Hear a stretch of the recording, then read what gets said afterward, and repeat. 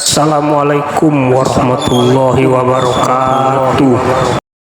Jadi baru bangun tidur itu kita diminta oleh Quran untuk menjadi manusia berpikir tentang esensi kehidupan, rencanakan kegiatanmu, susun sampai sukses aktivitas duniamu, tapi jadikan itu sebagai investasi akhiratmu saat pulang menghadap Allah Subhanahu wa taala. Lalu sabar jalani itu.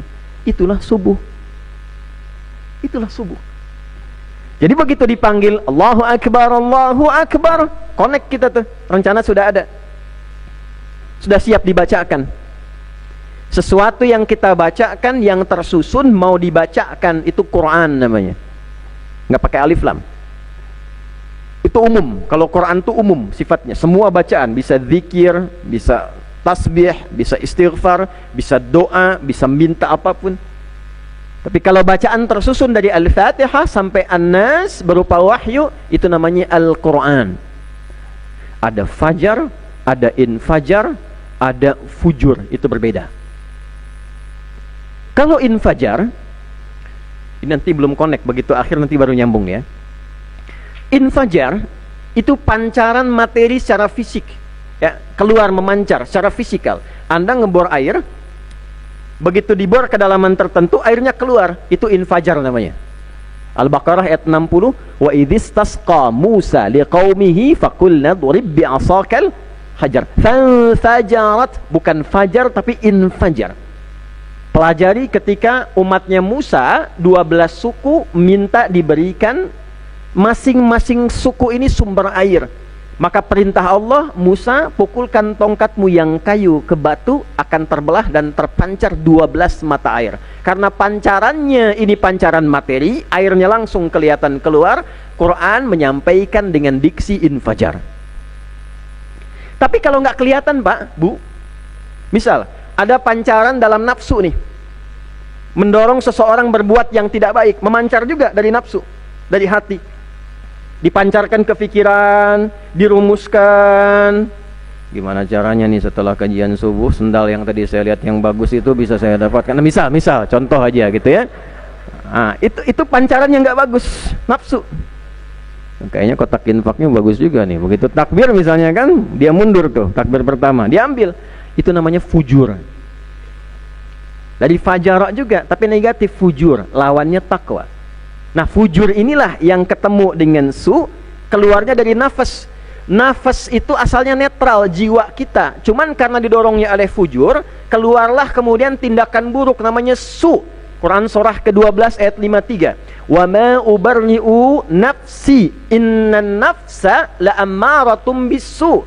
Nafsu amarah ke nafas ketemu jadi nafsu. Nggak pakai asalnya begitu tuh. Nah, amarahnya itu fujur namanya, yang memerintahkan pada keburukan. Lawannya apa? Fajar. Fajar itu pancaran yang merespon pada kebaikan. Ketika kegelapan malam dibelah oleh cahaya mentari, datang, dibelah, kelihatan terangnya. Itu cahaya pertama yang disebut dengan fajar. Mana kiasannya adalah semua gelombang pancaran dalam diri kita, ini agak dalam kajiannya, di jiwa kita yang merespon segala kebaikan, itu pun disebut dengan fajar. Apa contohnya? Allahu Akbar, Allahu Akbar. Al-Anfal ayat kedua, innamal mu'minuna alladzina idza dzukirallahu wajilat qulubuhum. Sungguh ciri insan yang beriman, tanda pertamanya jika disebutkan nama Allah ada getaran dalam hatinya. Kapan disebutkan nama Allah? Diperdengarkan di telinga kita. Telinga bahasa Arabnya udhun, jamaknya azan. Setiap azan, kenapa disebut azan? Karena lafadznya diperdengarkan oleh Allah melalui muadzin sampai ke telinga kita. Begitu terdengar telinga, Allahu Akbar, Allahu Akbar. Yang dengar telinga, tapi kan yang bergetar hati. Itu teman-teman mohon maaf, itu getaran khusus, istimewa. Nggak sama dengan getaran lain. Getaran cinta ada. Anda di jalan nggak pakai helm, lihat polisi depan ada getaran juga kan? Itu lain itu. Ya. Ini getaran iman. Allahu Akbar, muncul. Pep. Ya Allah, sudah azan. Pernah merasa begitu nggak? Nah, itulah pancarannya disebut fajar itu, pancarannya. Ya Allah, sudah azan. Nanti dibagi 3. Kalau kalimat tadi muncul pas dengan seruan adzan, misal subuh 4:29, Allahu Akbar, Anda bangun, ya Allah sudah adzan, saya siap-siap langsung berangkat ke Masjid Agung Sunda Kelapa. Ini menunjukkan iman Anda standar. Belum kuat. Enggak, belum kuat pas, ya. Coba cek, Anda bekerja jam 7, datang jam 7, standar kan? Kalau Anda datang jam 6 itu istimewa. Ada orang sebelum subuh memanggil, dia sudah siap-siap. Allahu Akbar, sudah siap, sudah tahajud, sudah istighfar, itu istimewa. Ada orang dipanggil 4:29, dia baru sadar 9:24. Itu lemah. Tapi terlepas dari itu, sekarang kembalikan ke ayat yang tadi saya buka. Subuh kan rencananya.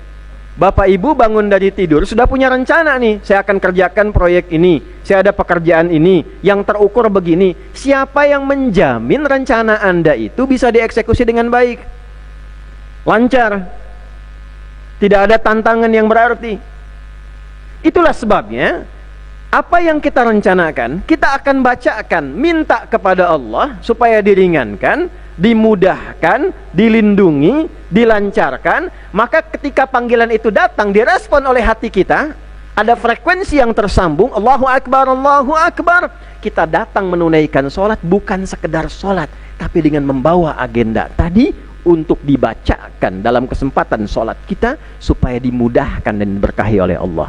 Itulah kenapa satu-satunya nama sholat dalam Quran, yaitu fajar, itu disertakan dengan bacaan dan agenda yang kita bawa, bukan sekedar sholatnya. Buka Quran surah ke-17 di ayat ke-78. Aqimis sholata liduluki syamsi ila ghasaqil laili wa qur'anal fajr. Inna qur'anal fajri kana mashhuda. Tunaikan olehmu sholat dengan benar, sesuai rukunnya, sesuai ketentuannya. Liduluki syamsi ila ghasaqil lail, dari mulai pertengahan siang. Duhur dulu Bu, diisyaratkannya. Nanti ketemu kata zuhurnya zahirah, itu di Quran surah ke-24 ayat 85 itu. Lalu kemudian asar, Quran surah 103. Ketemu maghrib, ketemu isya. Yang menarik, fajarnya diakhirkan. Ketika mengisyaratkan zuhur sampai isya, tidak disebutkan agenda. Tapi ketika menyebutkan fajar, agendanya dimasukkan, wa qur'anal fajr. Inna qur'anal fajri kana mashhuda. Bisa Allah mengatakan begini, bisa di luar Quran ya. Aqimis salata liduluki syamsi ila ghasaqil laili wal fajri. Kenapa ada Quran di situ? Karena Allah menginginkan kita datang menunaikan sholat di awal waktu ini bukan sekedar sholat, tapi ditanya balik, setelah sholat ini kamu mau ngapain? Aktivitas kamu apa yang ingin aku mudahkan? Kegiatan kamu apa yang ingin aku lindungi? Karena itulah ketika kita datang bawa agenda, malaikat berkumpul Bu, Pak. Inna qur'anal fajri kana mashhuda. Semua bacaan yang kita sampaikan di waktu subuh, saat kita menunaikan sholat itu, bukan hanya bacaan-bacaan sholat yang didengar, doa kita itu dijabah. Apa yang kita minta itu langsung disaksikan. Yang menyaksikan siapa? Buka lagi Al-Bukhari. Nomor hadis berapa? Nomor hadis 555. Terdapat juga di hadis Muslim. Perhatikan kalimatnya. Qala Nabi sallallahu alaihi wasallam, dari Nabi sallallahu alaihi wasallam, sanadnya ke sahabat Abu Hurairah, menyampaikan, yata'aqabuna fikum malaikatul laili wa malaikatun nahar. Malaikat penjaga yang menyertai kita siang dan malam itu ada sif-sifan, kata Nabi. Berkumpul kedua-duanya fi salatil fajri wa salatil asri. Pertukaran sif ini terjadi di waktu subuh dan waktu asar. Kemudian fayas'adul ladzina batu, maka ketika ditinggalkan yang sif jaga ini, yang lain naik, apa yang terjadi? Fayas'aluhum wallahu a'lam.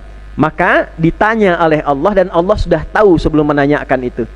Ini keluar dari lisan malaikat supaya dikonfirmasi ke kita. Inilah yang menjadi keistimewaan waktu subuh. Kaifa taraktum ibadi, saat kamu tinggalkan hambaku, dia sedang ngapain? Nah, Allah sudah tahu. Ini bahasa pertanyaan yang sesungguhnya ketika ditampilkan sudah diketahui jawabannya ya. Apa kata malaikat? taraktu wa huwa yusallun, taraktu wa hum yusallun, ataitu wa hum yusallun. Ya Rabb, seperti Engkau yang telah mengetahui dan maha mengetahui, aku tinggalkan hambaku itu, ternyata mereka sedang sholat dan memohon kepadamu. Dan ketika yang satu shift datang pun, dia mengatakan, aku datang ketika hambamu sedang sholat dan sedang memohon kepadamu. Bapak Ibu sekalian, malaikat pun mengkonfirmasi bukan hanya sholatnya yang penting, tapi agenda-agenda kita yang kita bawa sebelum kita eksekusi. Itulah sebabnya kenapa zuhur nggak disebutkan agenda, asarnya tidak, maghrib sampai isyaknya, karena itu waktu kita mengeksekusinya. Pertanyaan saya, dari sekian banyak kita menunaikan ibadah sholat subuh sampai detik ini, berapa subuh yang maknanya sudah senafas dengan apa yang diisyaratkan oleh Al-Quran dan hadis tadi? Berapa banyak agenda yang sudah kita siapkan menjelang subuh? Bahkan ada orang, Bu, di Quran itu disebut oleh Allah itu langsung sebagai calon penghuni taman surga yang sedang beraktivitas di bumi.